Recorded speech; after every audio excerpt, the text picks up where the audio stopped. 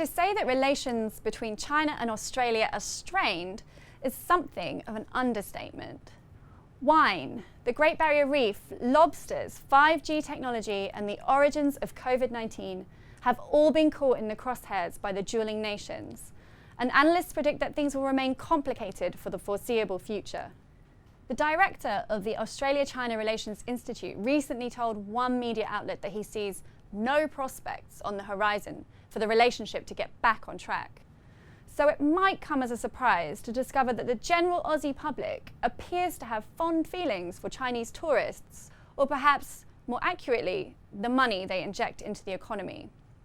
On June 16, the Institute released the findings of its first annual study into Australian views on the Australia-China relationship. The results paint a complicated picture of a population that, I quote, is clearly still trying to make sense of this period of tumult and understand a constantly evolving strategic situation. It found, while Australians are concerned about both the downward spiral in relations and China's new assertiveness, they are not yet willing to give up on the relationship entirely, recognising some of its benefits. So, while 76% of those surveyed said they distrusted the Chinese government, almost as many believe that tourists from China provide a major economic benefit to Australia.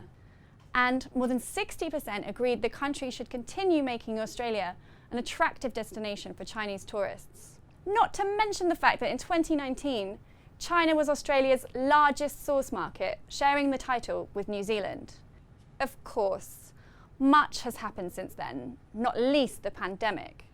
According to the Australia-China Relations Institute, views on China have worsened concurrently, with the majority of Australians saying that their view has become more negative following the start of the COVID-19 pandemic. It's safe to assume the feeling is mutual. Last June, China's Ministry of Culture and Tourism warned its citizens not to travel down under because of what it saw as a rise in racial discrimination and violence towards people of Asian descent there during the pandemic. It was posturing, of course, as the borders of both countries have been closed to leisure travellers for more than a year, with no signs that they will be opening soon.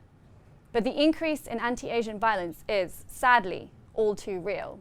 In March, the Washington Post reported that in Australia, an English-speaking country where 12% of the population is of Asian descent, and where immigration policies also have an exclusionary history, nearly 1 in 5 Chinese Australians have reported physical or verbal abuse since the pandemic began.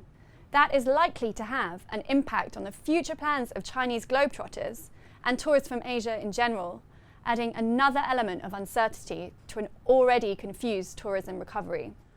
According to the state-owned newspaper China Daily, significant hurdles need to be overcome before Chinese tourists are seen at long-haul destinations in large numbers again. These hurdles include destination risk levels, pandemic control policies, and friendliness towards travellers from the country. So, it appears the absence of Chinese tourists and the money they inject into the economy will be observed by Australia for a while longer, even when borders are finally reopened.